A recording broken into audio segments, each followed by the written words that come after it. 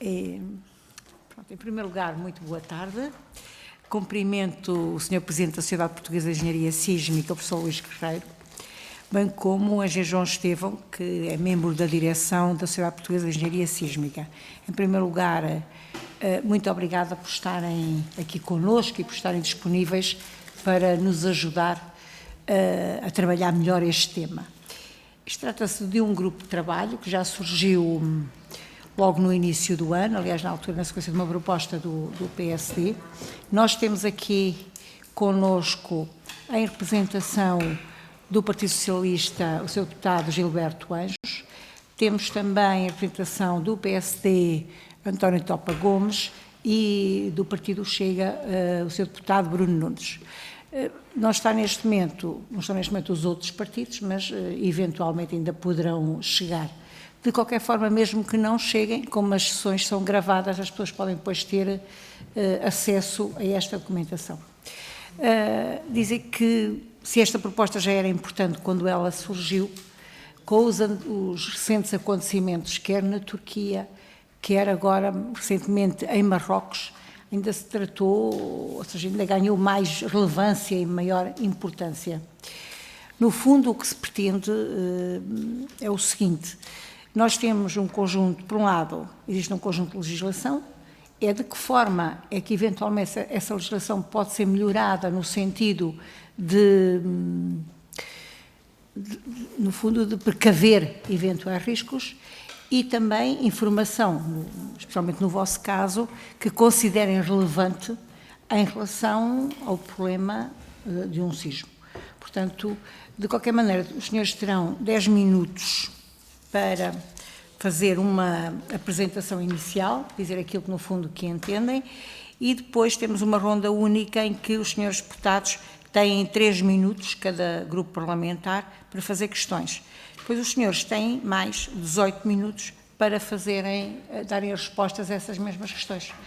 Sempre com cuidado, ou seja, gostamos de os ouvir, aliás, convidamos para cá virem para os ouvir, de maneira que eu sinto-me até sempre um bocadinho mal quando peço a alguém, já escusou o tempo, quando fomos nós que convidámos para virem, mas isto tem procedimentos, e especialmente o principal procedimento é que às 3 começa o plenário e nós aí temos que estar. Pronto, basicamente é isso, ou seja, se a limitação do tempo não é uma vontade própria, é uma exigência do sistema e do processo. Portanto, está a ver se consegue fazer a apresentação.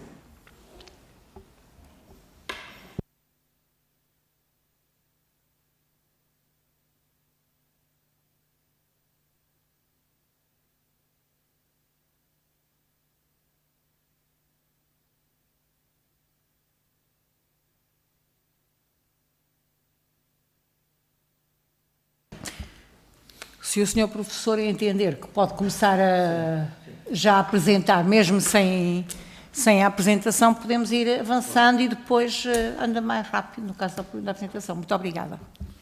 Muito obrigado. Antes de mais, queria cumprimentar os membros da Assembleia e felicitá-los por esta iniciativa e pelo convite e agradecer o convite que nos fizeram à SPES.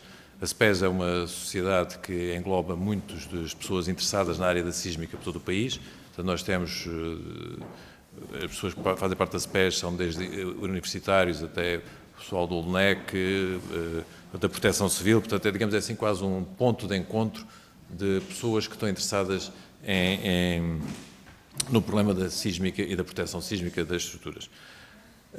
Portugal é um país sísmico, portanto nós sabemos disso, basta consultar o site do IPMA para vermos que estamos sempre a ter ocorrências de formas regulares, umas mais intensas do que outras. Recentemente têm sido mais sentidos vários sismos, e, portanto, as pessoas, além do sismo de Marrakech, que sempre enche as páginas dos jornais, as pessoas também sentiram alguns eventos e, portanto, estão alertadas para este problema e sabem que isto é um problema. A nossa preocupação principal tem vindo a ser com aquilo que é a regulamentação e aquilo que é os códigos de aplicação para a proteção do edificado. E aqui é preciso ressalvar uma ideia, por vezes as pessoas não têm essa noção, é que um edifício que se comporta bem a um sismo é um edifício que poderá ter danos. Poderá ter danos e muito provavelmente terá danos. O objetivo máximo do regulamento e da regulamentação é proteger a vida humana. Portanto, o que deverá, as pessoas poderão ter danos, poderão ser recuperados posteriormente, mas as pessoas deverão sair de lá incólumes. Num nível mais acima, para outros tipos de equipamentos, nomeadamente equipamentos com grande concentração de pessoas, como escolas, ou edifícios essenciais, como hospitais e quartéis de bombeiros, aí as exigências já são noutro nível, já deixam de ser exigências só ao nível da proteção da pessoa, passa a ser ao nível da proteção do edifício, da proteção das suas funções, digamos assim, porque é exigida a operacionalidade desses equipamentos, desses edifícios. Portanto, há aqui dois níveis de exigência. Ora, os sismos recentes, se não for fácil pôr também, eu lembro dos slides e estou a seguir os slides de cor. Portanto, os sismos recentes, tivemos o exemplo da Turquia, que depois feito muitas vezes paralelismos entre aquilo que aconteceu na Turquia e aquilo que poderia acontecer cá em Portugal, agora mais recentemente Marrakech. Bom, antes de mais, gostava de referir, não quero negar, longe disso, que houve muitos danos, mas a gente de Marrakech só viu o que aconteceu de mal. E, felizmente, existem estruturas que funcionam bem, e mesmo na Turquia, porque a regulamentação em condições, desde que seja bem aplicada, e essa é uma das nossas preocupações, não basta haver regulamentação, é necessário que haja garantia que essa regulamentação é bem aplicada, quer no projeto, quer na execução, poderemos ter resultados satisfatórios. E isso comprova-se, não é visível nos telejornais, porque isso não é notícia. Mas pronto, isto para dar, digamos, uma nota positiva daquilo que sabemos fazer neste momento e que, se estiver bem feito, as coisas correm bem. Relativamente à regulamentação, nós passámos aqui, temos regulamentação atualizada, portanto, os eurocódigos, que são regulamentação, digamos, de ponta nessa área, desde 2019 são de obrigação legal no nosso país e, infelizmente, passámos ali um período entre 2014 e 2019, quando a aplicação deste decreto-lei, em que havia alguma dispensa de verificação da segurança sísmica das estruturas, nomeadamente na reabilitação, e isso foi um período, digamos, um bocado negro desse ponto de vista. A SPES sempre lutou contra essa decisão. Felizmente, com o decreto-lei que saiu em 2019, as coisas foram corrigidas. Mais recentemente, temo que as coisas possam levar a um retrocesso, pela proposta de lei 77/15 que eu tenho visto, em que, em alguns pontos, vem retirar algumas das obrigações, ou pelo menos, nomeadamente, a análise de vulnerabilidade sísmica, que era imposta pelo decreto-lei, que não é necessário as câmaras estão proibidas de avaliar esse documento, o que pode pôr em causa, digamos assim, a aplicação desse documento. Portanto, é um documento que é feito, é exigido, mas ninguém olha para ele, aparentemente. Portanto, há que ter algum cuidado nesse passo, digamos assim. Eu acho que houve muitos passos em frente com o decreto-lei de 2019. Tentemos não dar passos atrás naquilo que foi uma evolução positiva relativamente a esse assunto. Em relação àquilo que é o objeto desta reunião, eu relembro que em 2010 houve uma decisão da Assembleia, que foi aprovada por unanimidade, que continha 10 pontos, em que esses 10 pontos estão em tudo atuais. E neste momento, tirando um dos pontos, que se não me engano era o ponto 7, em que era exigida a atualização da regulamentação e que neste momento foi feita com base no Decreto-Lei de 2019, todos os outros pontos estão por fazer. E, portanto, eu acho que há que revisitar esse documento e voltar a tentar seguir aquilo que era recomendado nessa altura. Recordo que nessa altura era recomendado que fizesse um estudo, uma avaliação da vulnerabilidade sísmica do edificado, e agora aqui é preciso ter cuidado com o seguinte. Quando nós falamos da análise de vulnerabilidade sísmica do edificado, nós não podemos estar aqui ao pormenor, pelo menos isso acho que é economicamente incomportável, estar a fazer edifício a edifício.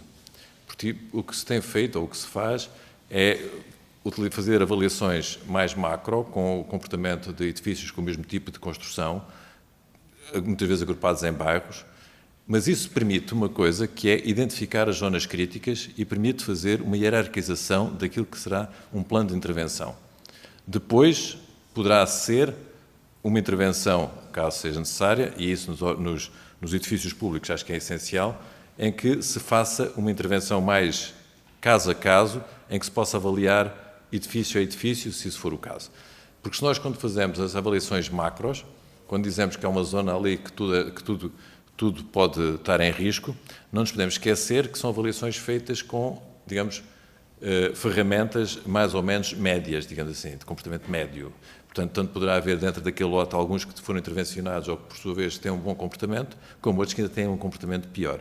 Portanto, não nos iludamos com esse tipo de estudos. Os estudos são muito bons, esses estudos são bons para nós termos uma perspectiva do que é que são as zonas de intervenção e depois há que fazer uma intervenção mais miúda.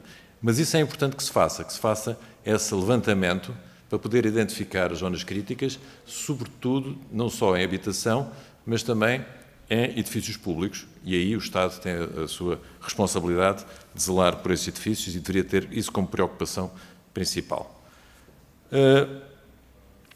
Relativamente ao decreto-lei e à legislação que foi lançada em 2019, aí também, infelizmente, há algo a corrigir. Quando foi feita esse decreto-lei, estava-se muito focado na habitação e com isso ficou de fora alguma regulamentação que afeta outro tipo de infraestruturas, nomeadamente pontes. Neste momento, a regulamentação que é exigida para o projeto das pontes não é legal porque esse decreto-lei centrou-se nos edifícios e deixou de fora as pontes. Além disso, da forma como foi escrita, tem havido alguma divisão dentro dos técnicos se está destinada só a edifícios de habitação ou edifícios com outro tipo de utilização. Existem, o LNEC defende que aquela regulamentação está feita para todos os edifícios, nem sempre é claro, existem dúvidas, é preciso chamar os juristas para identificar ou para decidir se é ou não. Eu acho que se isso acontece é porque a lei, de alguma forma, não está clara. E, portanto, eu acho que aí há algo a fazer, não é necessário fazer regulamentação nova, é preciso organizar a casa. Portanto, do meu ponto de vista, ver exatamente, pôr todos os regulamentos em funcionamento de uma forma que não haja dúvidas acerca daquilo que é a regulamentação. Eu não sei se, João, se queres acrescentar alguma coisa. Basicamente, era isto e agora estamos ao vosso dispor para questões que queiram colocar. Professor, em primeiro lugar, agradeço, portanto, a explicação que foi feita, mas certamente agora na sequência das perguntas também algo que ficou por esclarecer, ou ficou pior esclarecido, certamente que o será. Peço aqui uma desculpa, mas a sala não estava preparada para fazer a apresentação, entretanto os serviços estiveram a tentar, mas pelos vistos sem sucesso. Portanto, para a próxima temos que escolher uma sala onde é possível e, portanto, a situação funciona de outra maneira. Portanto, eu se calhar passava a palavra agora ao Sr. Deputado do Partido Socialista, Gilberto Anjos, para fazer as perguntas. Obrigada, Sra. Coordenadora do Grupo de Trabalho, caros colegas.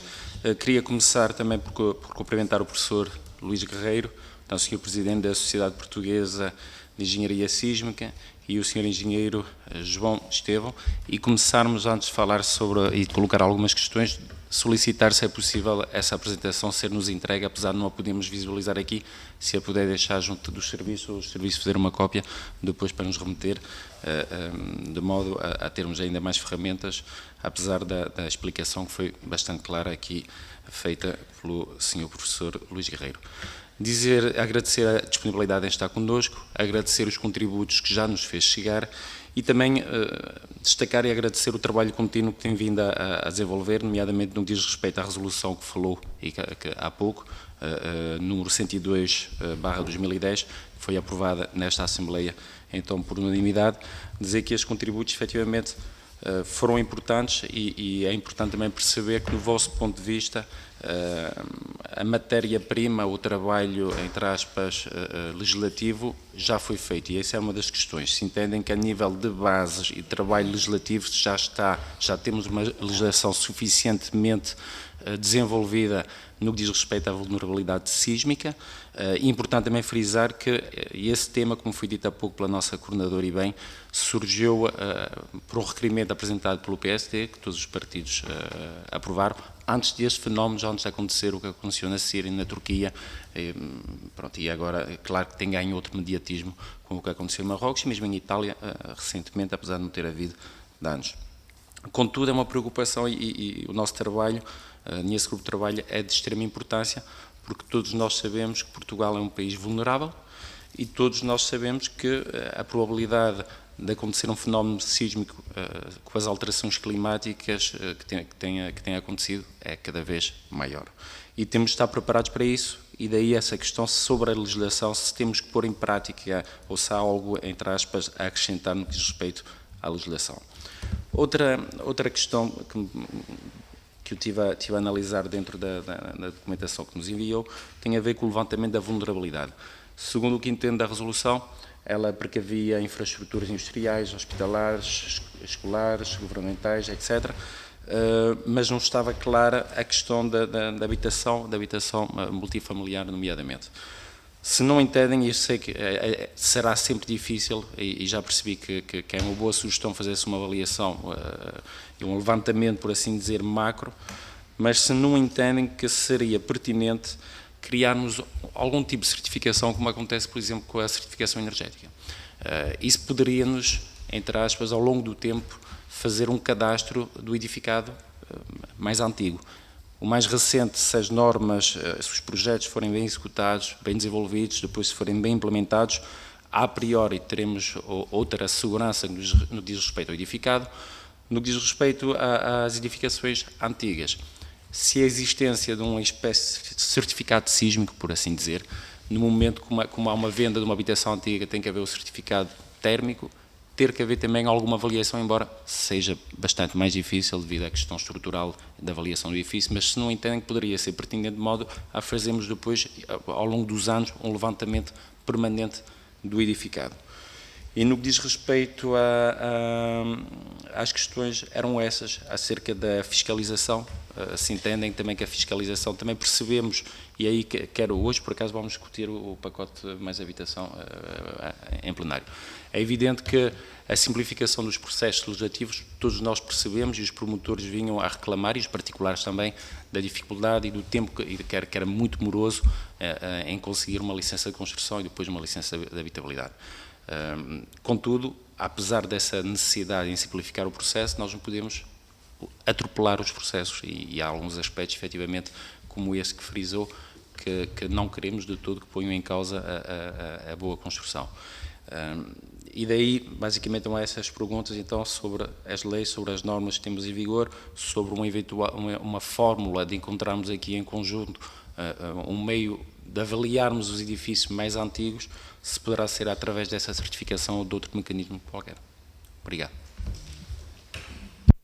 Muito obrigada, Sr. Deputado. E agora passava a palavra ao Sr. Deputado António Topa, antes dizer o seguinte, Sr. Professor, nós estamos num grupo de trabalho que reúne vários partidos, como eu disse no início, resultou de uma proposta do PSD, mas tem sido um grupo de trabalho extremamente profícuo, onde a denominada, muitas vezes, política, determinado aspecto, não está estado aqui muito presente, ou seja, tem-se notado, quer da parte de quem vem, quer da parte dos senhores deputados, sempre uma grande postura de cooperação e de colaboração, no sentido, de facto, de melhorar as circunstâncias.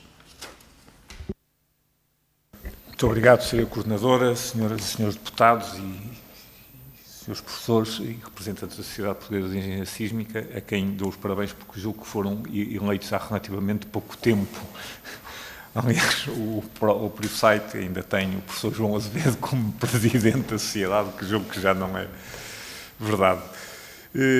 Nós já tivemos algumas conversas, inclusive com o professor Luís Guerreiro, que esteve cá noutro âmbito. As perguntas vão-se repetindo, mas eu diria que tenho três questões que gostava de ver refletidas aqui. A primeira tem a ver um bocadinho com estes dois níveis e, do ponto de vista da construção, da segurança, de garantir que não há colapso do edifício, julgo que temos legislação mais ou menos atualizada. mas até que ponto a questão dos edifícios de segundo nível, cujo funcionamento tem que ser garantido em caso de catástrofe, como é que estamos em termos de legislação, como é que estamos em termos de pensamento, como é que estamos no país, e se não devemos ter uma atitude mais proativa nessa área? É uma pergunta e imagino que não haja respostas fáceis, mas se puder ter algumas reflexões quanto a isso, parece muito importante. O segundo aspecto era um aspecto o mais imediato. Eu julgo que algumas deficiências de clarificação dessa legislação há aqui das posições apresentadas, e julgo que do entendimento deste grupo de trabalho, mas isso só no final é que teremos, que não tendemos a concordar, ou eu pelo menos tendo a concordar que não faz sentido que a legislação aplicável não se aplique aos edifícios não residenciais e deve naturalmente ser estendido a outro tipo de estruturas, algumas delas até aparentemente de maior importância, como é o caso das pontes. E, portanto, eu julgo que isso é um trabalho que, do grupo de trabalho, de cada um dos partidos, facilmente pode resultar e que se pode clarificar esse aspecto, que parece-me um aspecto muito importante.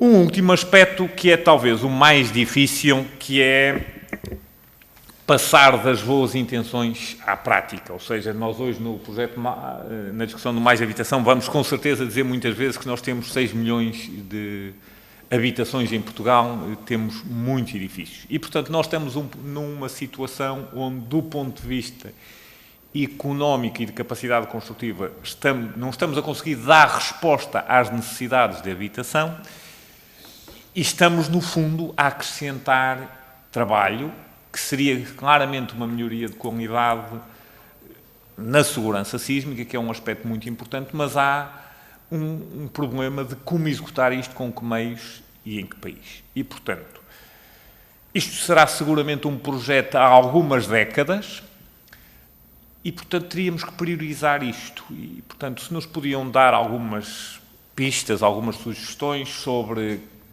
zonas, e julgo que aí a vulnerabilidade sísmica do país e a identificação do zonamento sísmico do país pode dar uma ajuda, tipos de edifícios públicos, edifícios privados, função do número de utilizadores, se pudessem contribuir com algumas reflexões sobre esta calendarização das intervenções, além do primeiro macrozonamento e depois do zonamento, a análise de detalhe edifício a edifício, também agradecíamos essa ajuda.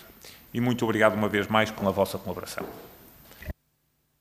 Obrigada, Sr. Deputado. E dava agora a palavra ao Sr. Muito obrigado, Sra. Coordenadora. Cumprimentar o Engenheiro Luís Guerreiro e o Engenheiro João Estevão, creio que são esses os nomes, da Sociedade Portuguesa de Engenharia Sísmica. Este grupo de trabalho vem na sequência, felizmente o provérbio não se aplica na generalidade ou na totalidade, porque não foi casa roubada de trancas à porta, mas foi na sequência daquilo que aconteceu e que percebemos que afinal a terra treme e que as coisas acontecem. E daí ter existido esta criação do grupo de trabalho, na sequência do que aconteceu na Síria, na Turquia, mais recentemente, mas que também é uma consequência ao longo dos anos, e tem acontecido ao longo dos anos na Itália, que também é recorrente, e agora mais recentemente em Marrocos. Uma das questões que gostava de ter presente é, existe aqui claramente questões políticas, questões técnicas, e indo primeiro algumas questões políticas para desmistificar, já ouvimos aqui hoje, e é também uma teoria muito utilizada, que os sismos também têm aqui alguma consequência das alterações climáticas. Bom, eu queria já desmistificar esse ponto, mas gostava que tecnicamente fossem os senhores a explicar, porque em 1755 não creio que as alterações climáticas fossem o motivo da discussão e aconteceu o terremoto que aconteceu em Lisboa. E, portanto, acabarmos de vez com essa retórica, deixar essa parte de lado. A Assembleia da República, com todas as suas competências, tem sempre uma falha que nós achamos que somos fantásticos a legislar, mas temos todos um bocadinho, a nossa especialidade enquanto deputados é tudólogos, ou seja, nós percebemos de tudo. E opinamos sobre tudo, legislamos sobre tudo, e certamente os senhores em casa, quando veem alguém como eu, sem conhecimento na área, a falar de sismos, certamente metem as mãos na cabeça a dizer ele não sabe do que está a falar. E daí esta importância destas audições para que nos possam dar algumas pistas e evitemos ao máximo de ter a posição de tudólogos e estarmos fundamentados com quem conhece da poda, e neste caso são os senhores. Feito este enquadramento, nós, como somos brilhantes a legislar, de facto, o Decreto 102 de 2010, ou seja, há 13 anos atrás, já prevíamos toda esta situação e tínhamos aqui uma série de itens e de responsabilidades assumidas nesta resolução da própria Assembleia da República, que ao longo de 13 anos, à boa moda da Assembleia da República em Portugal, não se cumpriu absolutamente nada. E se não tivesse existido alguns sismos agora, se calhar, eventualmente, demoraria mais 10 anos até termos esta decisão. Falou de algumas questões que eu acho pertinentes, porque, para além de deputado na Assembleia da República, assumo funções enquanto vereador numa Câmara Municipal e vejo a forma como os licenciamentos são feitos, como as câmaras municipais não têm meios para poder atribuir maior fiscalização, etc. E quando percebemos que o grau de exigência é mais alto para as escolas, para os hospitais, quartéis de bombeiros, etc., percebemos também, e gostava da vossa opinião acerca desta legislação e da forma como fazemos, que é os concursos públicos, por norma, o critério da adjudicação do Estado é o preço mais baixo.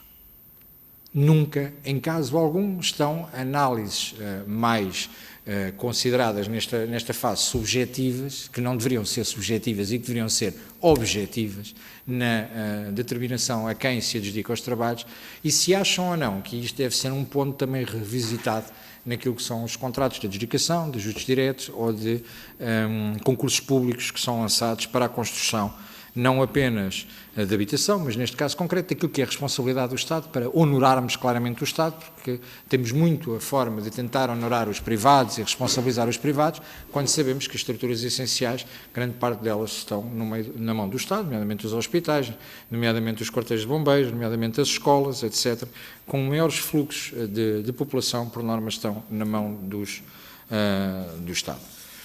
Em consequência, também disse, e porque não quero ser tudólogo e ouvindo a questão de quem tem experiência, eu sei que é um bocadinho de futurologia e obviamente não tenho uma bola de cristal para me poder responder, mas se porventura, e o porventura aqui não é associação ou nome do presidente do meu partido, mas se porventura tivéssemos um sismo com magnitude 6.8 em Lisboa, novamente, o que é que aconteceria? Em determinadas zonas, nomeadamente, preocupa-me questões concretas de obras que estão a ser feitas no centro da capital, nomeadamente com a obra do metropolitano, da forma como está a ser feita, muito aqui ao lado da Assembleia da República, em que estamos a mexer em toda a base estrutural da cidade e entendermos o que é que poderia, de facto, acontecer.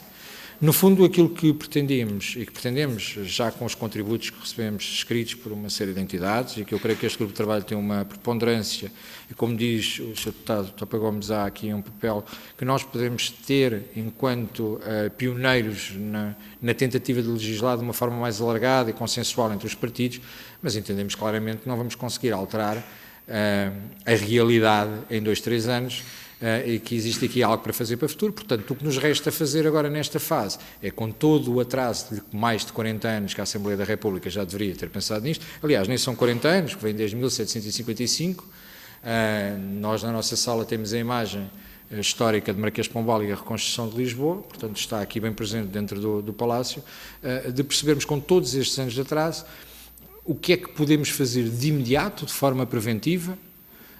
Obviamente não conseguiremos evitar os sismos, não somos nós que os controlamos, mas de forma preventiva o que é urgente, quais as prioridades também na sequência do que o deputado Topa Gomes disse, por onde é que temos que começar, porque temos aqui um processo longo, e para terminar, Sra. Coordenadora, peço desculpa pelo estar-me a alongar no tempo, por onde é que devemos começar, quais os pontos importantes a mexer de imediato, que eu creio que não será tanto pela legislação, é o problema da falta de aplicabilidade da lei, que isso é recorrente em Portugal, para evitarmos situações que parece que ao longo dos anos a única coisa que fazemos é todas as noites rezamos o terço e pedimos a Deus que não aconteça nada. E, portanto, consideramos que era importante ter um caminho definido por aqueles que são técnicos e que entendem na realidade do que estamos a falar. Obrigado.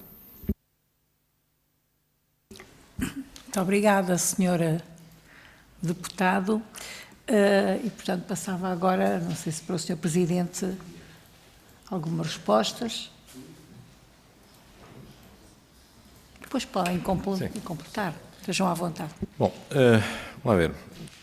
Começando talvez por uma aqui, que é sismos e alterações climáticas. Bom, eu tenho desde já a dizer que esta não é a minha área. Não é? A minha área é a resposta das estruturas. Assim, portanto, vamos lá ver. Aqui nos sismos há sempre aqui duas grandes áreas. É aquilo que é o que acontece até chegar aos edifícios e o que acontece aos edifícios. A minha área de especialização é o que acontece aos edifícios. Aquilo que acontece até aos edifícios é da área da geofísica e do pessoal da sismologia nessa área. O João tem alguns percursos em que entra nas duas áreas um pouco. Engenharia sismológica. Como? Engenharia sismológica. Mas não sou especialista nessa área. No entanto, a SPES tem no seu seio pessoas de várias áreas, inclusive pessoas da área da sismologia. Aliás, como disse, a SPES digamos assim, um ponto de encontro de todas essas áreas. Mas eu diria que, à partida, não esperaria que houvesse alguma interligação entre as alterações climáticas e os sismos. Pronto, isso era o que eu esperaria. Mas estou a falar alguém, digamos, um pouco mais informado, mas não sou especialista na área. Relativamente às leis, falou-se aqui, se as leis são suficientes, é assim, as leis que existem neste momento são as leis que estão a ser desenvolvidas a nível europeu, porque basicamente nós estamos a englobar o corpo de leis desenvolvido a nível europeu, que tem, digamos, os conhecimentos de topo. E, portanto, eu diria que, desde o momento que nós estamos a ter as leis, que são as leis desenvolvidas nesse âmbito, temos as leis adequadas, temos os regulamentos adequados, temos tanto aquilo que são os códigos necessários para que os nossos problemas fiquem resolvidos. O problema aqui, mais uma vez chama a atenção, é a clarificação da aplicabilidade e é preciso pôr como válidos alguns desses eurocódigos que neste momento ainda não estão, nomeadamente das pontes e também de outros materiais. Por exemplo, o leque de eurocódigos é muito extenso e alguns ficaram de fora. E, portanto, isso é uma correção que eu diria que é uma correção que não me parece que seja uma coisa difícil, porque não tem que envolver nenhum estudo, nenhum conhecimento, é basicamente fazer uma lei clara e escorreita e que não dê asa a dúvidas. O problema da fiscalização, esse é um problema recorrente.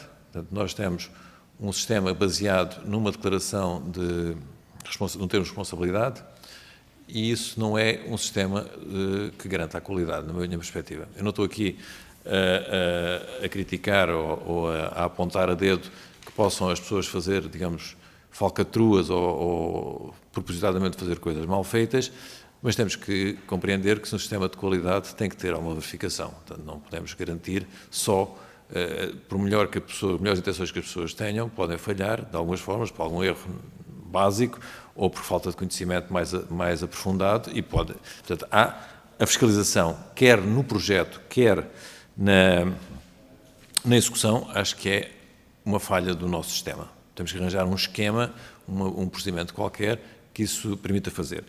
O Sr. Deputado Gilberto Anjos falou da certificação, que seria uma forma, eventualmente, de ultrapassar essa falha, mas não podemos comparar a certificação com a certificação energética. A certificação energética é, digamos assim, muito... Eu posso chegar lá e ver aquilo é assim e não é de forma diferente. E nós temos aqui um problema, é que temos sempre aqui uma grande variabilidade e a gente trabalha sempre em sismos com probabilidades de ocorrência. Portanto, eu não posso dizer este edifício não cai ou este edifício não tem dano. Este edifício tem uma grande probabilidade de não cair, mas eu não posso dizer que ele não cai. E, portanto, isso dificulta, de alguma forma, aquilo que é um processo de certificação. Isto é algo que tem sido discutido muito na SPES, com outros intervenientes. Fala-se de alguma coisa mais do tipo uma verificação da conformidade, em que possa saber algo que ateste se o projeto de execução for feito conforme as leis, e, portanto, na prática isso é quase uma substituição à fiscalização. Posso dizer que estamos a trabalhar nisso neste momento com o LNEC e com a Ordem dos Engenheiros. Temos um grupo de trabalho em que está a tentar trabalhar nesse sentido e, portanto, espero daqui a uns tempos poder dar algumas notícias nessa área, mas tem essa dificuldade, quer dizer, é muito mais complexo. E depois também tem algumas dificuldades, como, por exemplo, eu não posso fazer a certificação ou a validação de uma fração. Eu tenho que fazer de um edifício, não é? Porque eu não posso, do 7º B, dizer que está bom e o resto de chão, portanto, tenho que olhar o edifício como um todo. Portanto, é algo que já nos temos questionado, estamos a fazer um esforço nesse sentido de conseguir arranjar uma solução para esse problema e aí eu diria que todas as ideias são bem-vindas, não é? Portanto, para conseguir na prática, garantir aquilo que a fiscalização neste momento não consegue. Depois aqui põe-se a discussão se isto teria que ser obrigatório, seria voluntário, eventualmente poderia ser voluntário, mas o Estado, nos seus edifícios, deveria assumir portanto, seguir essas regras. Relativamente aos níveis de segurança, como foi o Sr. Deputado António Topa, nós temos aquilo que eu falei em relação aos edifícios correntes, portanto, os edifícios correntes, aquilo que é o objetivo é proteger a vida humana, isso está escrito no próprio regulamento. Quando passamos para, na realidade são dois níveis acima, o nível habitual é o 2, há o 3, onde entram as escolas, e o 4, onde entram os hospitais. Eu diria que para as escolas, as coisas, se forem seguidas, a regulamentação a regulamentação poderá ter suficiente, embora depois peço o João tem tido alguma experiência em projetos relacionados com segurança sísmica de escolas. Em relação aos hospitais, há aqui algo que é muito importante ter em conta, que é o regulamento do Eurocódigo 8, que é o regulamento que está adequado para isto, é um regulamento que essencialmente visa o que acontece com a estrutura. Não é muito completo no que é definir o que é um grau de operacionalidade num hospital, por exemplo. Porque no grau de operacionalidade do hospital entram variáveis como o funcionamento dos equipamentos, como o bem-estar das pessoas, como a permanência em atividade, e isso não é facilmente quantificável do ponto de vista estrutural.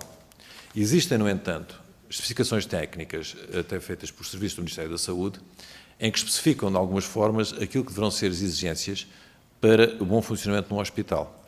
E essas não são, digamos, diretamente do regulamento de estruturas, são regras posteriores que eu nem sei se, por vezes, terão sido verificadas quando há o desenvolvimento dos hospitais. Não tenho certeza até que ponto é que isso é feito. E essas regras de exigência são regras, digamos, que definem os níveis de deformação que os edifícios devem ter, ou o nível de acelerações que podem ter, para que não haja danos em alguns equipamentos. Há aqui também uma dificuldade acrescida. Nós chegarmos a um fornecedor de um equipamento e dissermos qual é a máxima aceleração que este equipamento resiste, muitas vezes eles não sabem dizer isso. Então, um aparelho de raio-x, um aparelho daqueles aparelhos para tratamento de cancro em que têm que estar bem afinados a pontaria. Portanto, se eles perguntarem, eles muitas vezes têm a dificuldade em dizer-me, não, isto fica a funcionar se a aceleração for...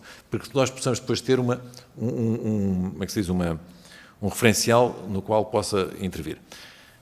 Nesses edifícios, é conhecido, tem sido falado recentemente, muito, fala-se do isolamento básico. O isolamento básico realmente é uma solução moderna, que tem alguns 30 ou 40 anos. É uma solução que... adequada a este tipo de equipamento, porque só por si, dada a forma como é aplicada, a forma como ela funciona, garante que o edifício seja isolado do sismo e, portanto, todo o problema que decorre do sismo não afetará o edifício. Por vezes coloca-se a questão porque é que é obrigatório, porque será obrigatório, se deveria ser obrigatório. Realmente é obrigatório em muito poucos países e é utilizado em muitos países. Não é por ser obrigatório, são os próprios donos, neste caso os ministérios ou os operadores, que exigem esse tipo de equipamento. Eu acho que, de alguma forma, se calhar deveríamos, pelo menos que as pessoas testassem essa solução nos concursos ou coisa assim do género, que fosse pelo menos testada a aplicação dessa solução comparativamente com outras e ver qual é que era digamos, em termos práticos, quanto é que é mais caro, quanto é que é menos caro, mais barato. Porque, repara, em algumas coisas, se nós vamos sempre, e isso entra noutro tópico que foi aqui referido, se vamos sempre para o preço mais baixo, nem sempre compramos aquilo que é de melhor qualidade. E, por vezes, temos que ver também, não sei como, mas devíamos dar abertura para que nesses projetos mais importantes se promovesse a qualidade. E aí, não sei quanto, portanto, eventualmente um edifício com algum desses tipos mais sofisticados poderia ser relativamente mais caro, mas quanto mais caro é que tem que ser para que o dono desista de usar essa solução. Isso também é importante saber, porque se for só 1 ou 2% mais caro, isso é motivo para que não se escolha a melhor solução em detrimento em função da solução mais barata. Não sei. Eu sei que isto não é fácil de aplicar na regulamentação e de acordo com como as coisas estão feitas. Relativamente a aqui um tópico que o deputado António Topa referiu, que tem a ver com o problema da habitação, como criar prioridades. Bom, nós sabemos que o parque habitacional é extenso, tem muitos problemas, em grande parte deles, problemas que advêm da sua idade, digamos assim. Idade não só do tempo que eles já foram construídos, mas também do tempo em que foram construídos e o conhecimento da altura. E, portanto, será de esperar que poderão ter problemas. Agora, a própria regulamentação, quando entrou em vigor a regulamentação Eurocódigo 8, parte 3, tem a ver com a reabilitação, ele tem logo lá no início, na introdução, em que ele diz que este regulamento é um regulamento para recuperação, mas não define quando é que este regulamento deve ser aplicado. E deixa depois aos países, digamos assim, definirem quando é que ele tem que ser aplicado. Porque aqui há duas hipóteses. Ou há uma política do Estado em dizer, não, agora só obrigatoriamente vocês têm que ver tudo, como é que está o edifícios e fazer reabilitação, isso é algo extremamente oneroso, ou há uma política de, pontualmente, sempre que há uma intervenção, é necessário verificar.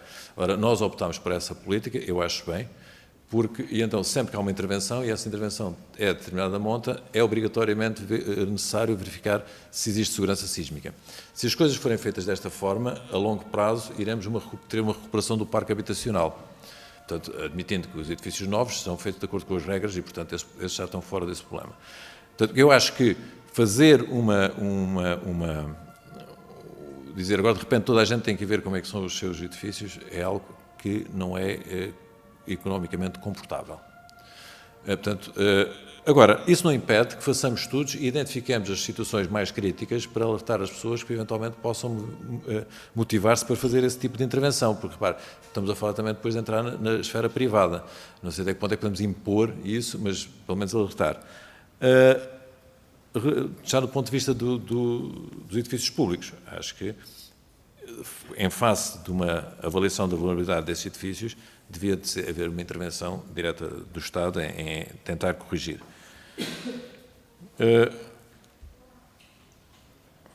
A pergunta do Sr. Deputado Bruno Nunes, penso que já respondi a algumas delas, mas se houvesse um sismo de 6,8, é assim, eu não quero especular, porque repare, o que é que eu posso dizer? Eu posso dizer pouco mais do que aquilo que o senso comum diz. Se nós olharmos para os censos, vamos ver os edifícios que foram construídos antes de haver regulamentação, vamos ver os edifícios que foram construídos com tipos de construção que nós sabemos à partida que são mais fracos e podemos dizer, pronto, estes estão condenados. Mas eu não quero entrar por aí, porque acho que isso não é completamente verdade. Isso é, a gente sabe, tem a sensação de que isso será, aqueles edifícios são os que estão em piores condições, mas dentro desses edifícios há também edifícios que provavelmente, por razões que foram bem construídos ou porque tiveram alguns cuidados especiais, funcionam bem, mas por outro lado, o reverso da medalha, também não posso dizer que todos os que foram construídos a partir de 80 são aqueles que não têm problemas nenhuns, até porque, como vimos agora aqui, temos problemas de falta de fiscalização. E, portanto, eu diria que não me adiantava, em relação a isso, antes de haver uns estudos mais aprofundados em que nos possa identificar melhor o problema. É um problema que nos tem que preocupar, mas eu não adiantaria mais do que isso. João.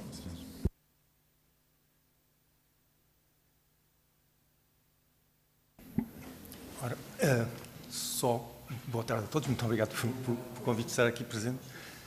Eu iria só completar relatando uma experiência que tivemos no Algarve, num projeto de investigação transposto a isso, de avaliação de escolas, e com reforço de uma escola. Portanto, e que algumas das coisas estão aqui, digamos, dão resposta a algumas destas questões. Nomeadamente, é preciso ter em atenção o seguinte: a hierarquização das vulnerabilidades, que está agora estipulada no Eurocódigo 8, não existia no passado. ou seja, a ação era igual para escolas e para edifícios de habitação. Isso foi uma das coisas que como consequência, nós ao avaliarmos os edifícios fizemos dezenas e dezenas de análises individuais de edifícios, análises não lineares o mais sofisticado que foi possível. Chegamos à conclusão que o património atual não consegue atingir os níveis de segurança que é hoje exigido pela regulamentação atual. É muito difícil lá chegar. Depois, há a questão da avaliação do próprio edifício. Portanto, uma coisa é a avaliação da capacidade resistente, que é relativamente mais simples de avaliar, e a capacidade resistente, digamos, dá-nos uma ideia de qual é o grau de dano que nós vamos ter e a partir de quando é que nós vamos ter danos mais extensos, mas a segurança última depende muito da capacidade de formação do edifício. E a avaliação da capacidade de formação do edifício é algo muito mais exigente em termos de obtenção de dados. E nós tivemos uma grande dificuldade em conseguir encontrar esses elementos, mesmo em construções públicas. Nomeadamente a ausência de projetos das construções mais antigas, não existia, por isso simplesmente. Conseguimos dificilmente a gente conseguia encontrar os projetos da estrutura, normalmente encontrávamos só os projetos de arquitetura. Depois, é possível realizar alguns ensaios não destrutivos para a obtenção das características mecânicas dos materiais, portanto, mas em escolas isso é possível, porque muitas vezes os elementos estruturais estão aparentes e, portanto, a gente consegue, mas na maior parte dos casos eles estão escondidos e é preciso algum grau de destruição mesmo para conseguir fazer uma avaliação mais exata. Portanto, no fundo, essa tal capacidade do edifício é se deformar muito para quando o sismo ultrapassa, digamos, o valor regulamentar. Nós fizemos também simulação de cenários de sismos no Polo Algarve, portanto, não fizemos a simulação do sismo de 6.8 aqui para Lisboa, mas fizemos com magnitudes até superiores para o Algarve, usando simuladores que têm tido bom sucesso com outros sismos. A questão é que nós facilmente duplicamos o valor da aceleração. Uma magnitude de 6.8, se for relativamente próximo, nós conseguimos duplicar o valor da aceleração regulamentar para dimensionamento de edifício novo. Isso não é algo de estranho. Na Turquia foi ultrapassado até 4, 5 vezes o valor regulamentar. Portanto, é a capacidade de formação que nos garante a salvaguarda da vida humana. A capacidade resistente garante-nos a salvaguarda do imóvel. Portanto, porque ele consegue deformar muito com danos. E às vezes nós não temos essa percepção. Portanto, estes cenários, é assim, vamos ter danos, mas uma coisa é termos danos e termos, que é a diferença entre um país, digamos, é costume fazer a comparação de dois sismos dos anos 90. O sismo North Ridge, na Califórnia, e o sismo, por exemplo, da Turquia, de 1999. Tiveram sensivelmente o mesmo custo em termos de valor total. Num perderam-se 50 e tal vidas humanas, no outro mais 17 mil, com os números oficiais da altura, porque provavelmente, se fosse agora com uma maior transparência, teríamos tido muito maior número de vítimas. Portanto, é essa a grande diferença que nós vamos ter numa sociedade bem preparada e uma sociedade mal preparada. Será o número de vítimas e depois o impacto no PIB, obviamente, esse será sempre significativo. Quanto à operacionalidade, a gente viu casos, alguns dramáticos, de escolas em que eu digo não colocava lá os meus filhos, com fendas, porque edifícios já foram sujeitos a sismos e que já apresentaram danos com sismos que são relativamente mais fracos, porque estamos progressivamente essas escolas antigas, estamos a falar de escolas construídas antes dos anos, o fim dos anos 60 do século passado, essas escolas são feitas em alvenaria. Há uma grande variabilidade, porque não existe um projeto de estrutura, é uma fase de transição em que estão armados para a alvenaria, em que edifícios com o mesmo projeto de arquitetura já têm elementos estruturais em betão armado, noutros é só alvenaria. A alvenaria é diferente consoante a região, porque nós temos que perceber que uma das coisas que a gente encontrou foi informação de como é que se construía na altura. E, tipicamente, os materiais de construção estavam à distância de ida e volta de uma viagem em carro de mula, que era assim que iam buscar os materiais, e as fontes dos materiais estão lá. Portanto, temos também grande variabilidade. As zonas costeiras, muito pior qualidade, porque os materiais são menos nobres em termos face à variação da geologia. A questão também sobre o zonamento. Nós, uma coisa que verificamos é que é muito importante incentivar as câmaras municipais a fazerem microzonamentos, porque a geologia, como tem mostrado todos os sismos que têm ocorrido, é determinante no nível de vibração a que os edifícios vão ser sujeitos e, portanto, não podemos também só pensar na vulnerabilidade, temos que pensar nas variações da perigosidade motivadas por estes fatores locais, que muitas vezes se juntam. O que nós vimos no Algarve foi que os sítios de maior perigosidade em função da geologia, as características geológicas forneciam materiais de construção de pior qualidade e, portanto, para os edifícios dos centros históricos, eles são mais vulneráveis e têm maior perigosidade. Portanto, isso é a minha experiência, digamos, e pronto, fico ao dispor. Eu agradeço, portanto, os esclarecimentos que foram dados. Gostava só de fazer uma pergunta, ou seja, em relação ao isolamento de base, face à experiência que têm agora da Turquia e de Marrocos, ou seja, há algo que nos permita concluir que edifícios que tinham o isolamento de base reagiram melhor do que os que não o tinham, no caso de edifícios públicos. Depois, só que em relação ao trabalho que foi feito no Algarve, dizer que este processo, de alguma maneira, começou ainda quando do orçamento, este processo de trabalho na Assembleia da República começou ainda quando da preparação do orçamento para este ano. E começou inicialmente por uma proposta do PSD no sentido de, como está a decorrer o processo de centralização de competências, em que as escolas e alguns edifícios vão passar para as câmaras municipais, no sentido de tentar apelar ao Governo para que esses edifícios, nomeadamente as escolas, antes de passarem para as câmaras, tivessem uma avaliação em relação às características e à sua resistência em termos de sismos. Portanto, de facto, esse processo começou antes das grandes catástrofes que nós tivemos. E por isso a Assembleia da República esteve, de alguma maneira, estava desperta para isto já aqui há algum tempo e que se sente isso. Agora, é como disseram, entre o estar desperto e depois a legislação e a forma de atuar, nomeadamente a fiscalização, cumprir, pronto, é isso que se pretende, ou seja, é que no fundo se caminhe no bom sentido e não tenhamos depois um facto consumado e, como diz o ditado popular, casa roubada, trancas à porta, ou seja, é tentar evitar isso. Mas, portanto, o meu agradecimento e já agora só essa questão. Eu não tenho conhecimento de haver edifícios com isolamento de base em Marrocos, muito menos na zona de Marrakech. Na Turquia, sim, existem. A Turquia é um dos poucos países onde é obrigatório os hospitais com um número de camas, se não me engano, superior a 200, terem isolamento de base nas duas zonas mais sísmicas. Portanto, aquilo tem um isolamento de 4 zonas, nas duas zonas mais sísmicas, é obrigatório. Na zona afetada existiam cerca de 4 ou 5 hospitais já construídos, e, se não me engano, um em construção, e os relatos que têm é que tudo correu bem, ou seja, não houve danos nenhuns, os hospitais continuaram a operar durante a ocorrência do sismo, não houve interrupção das suas funções. Houve danos em alguns hospitais, alguns mais intensos do que nós, também depende da idade dos hospitais anteriores, portanto, mas os edifícios com isolamento de base não tiveram problema nenhum. Bom, só queria, mais uma vez, afirmar a nossa disponibilidade para, sempre que pretendam, a CEPES, como tem a capacidade de conseguir agregar muitas instituições, poderá ser sempre, digamos assim, uma lista telefónica certa para que possam atender. Muito obrigado.